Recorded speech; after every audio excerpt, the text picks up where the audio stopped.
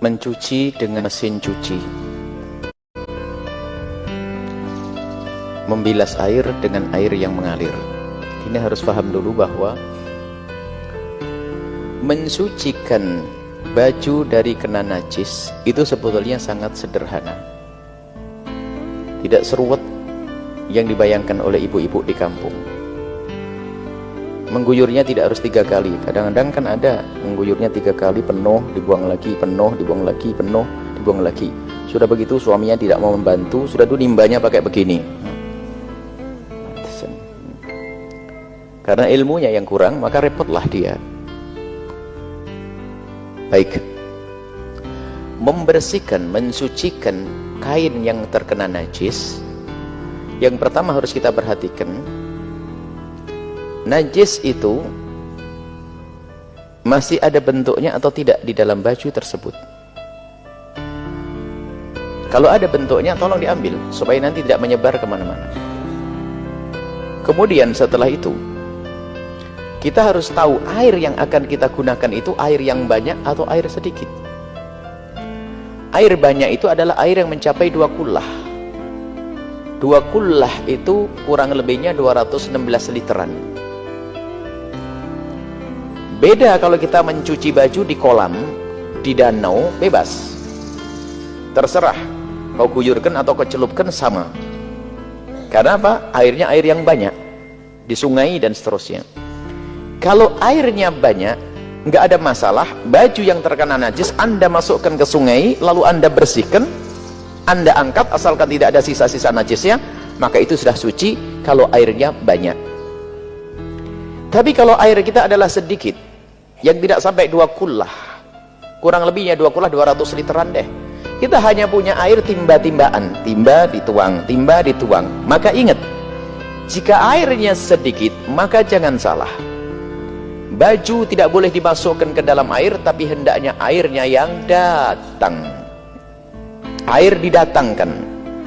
Artinya kalau Anda mencuci di mesin cuci, biarkan baju dahulu, masukkan ke mesin cuci, baru air didatangkan.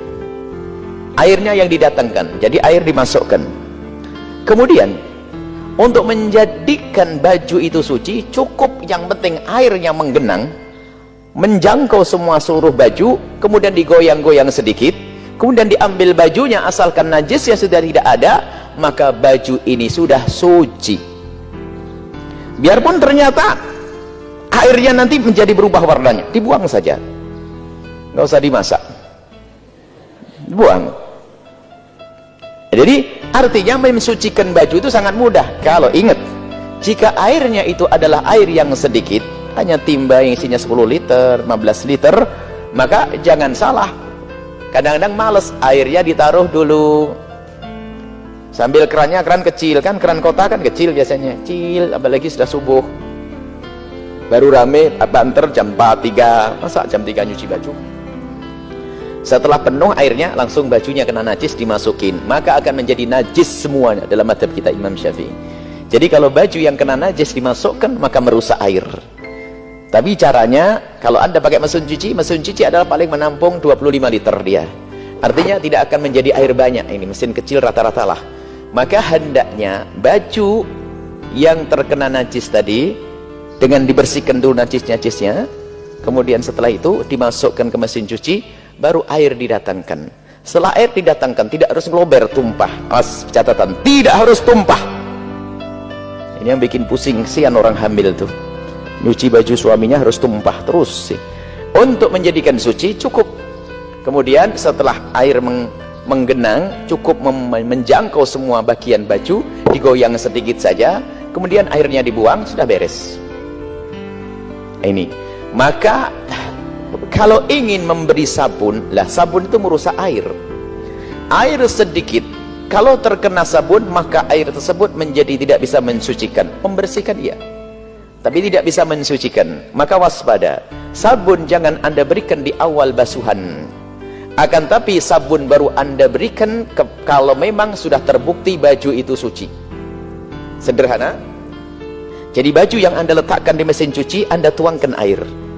Setelah Anda tuangkan air, yang penting menggenang, Anda goyang-goyang, kemudian Anda buang airnya, sudah suci. baju itu sudah suci. Kemudian setelah itu baru Anda kasih air lagi, baru setelah itu dikasih sabun. Karena saat ini Anda tidak mencucikan lagi, tinggal membersihkan. Anda kasih sabun.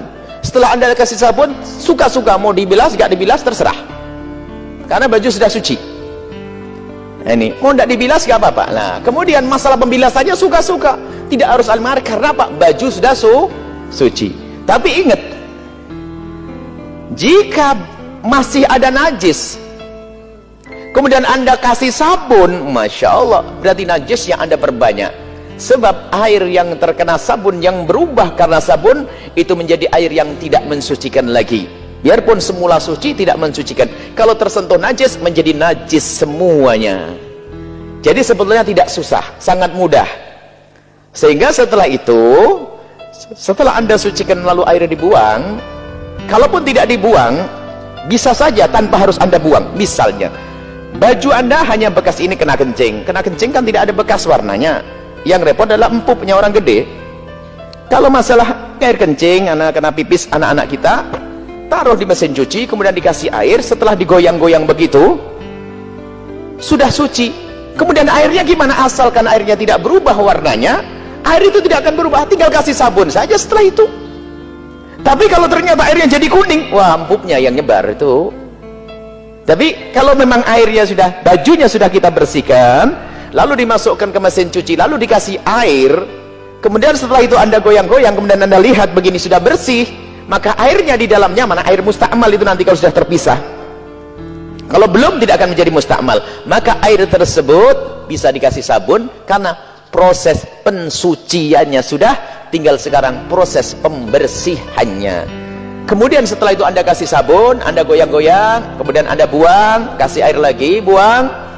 Terserah airnya air apa saja, air degan juga boleh, karena yang jelas pensuciannya sudah beres. Ini adalah yang perlu dipahami, masalah bagaimana kita mensucikan najis. Ada fikih praktis yang kami hadirkan. Memang kadang-kadang kalau diambil tengah begini kadang kurang paham, tapi kalau kita memulai dari awal, masalah fikih praktis kami dari awal nyambung, di sini sudah tahu jawabannya. Jadi harus dari awal.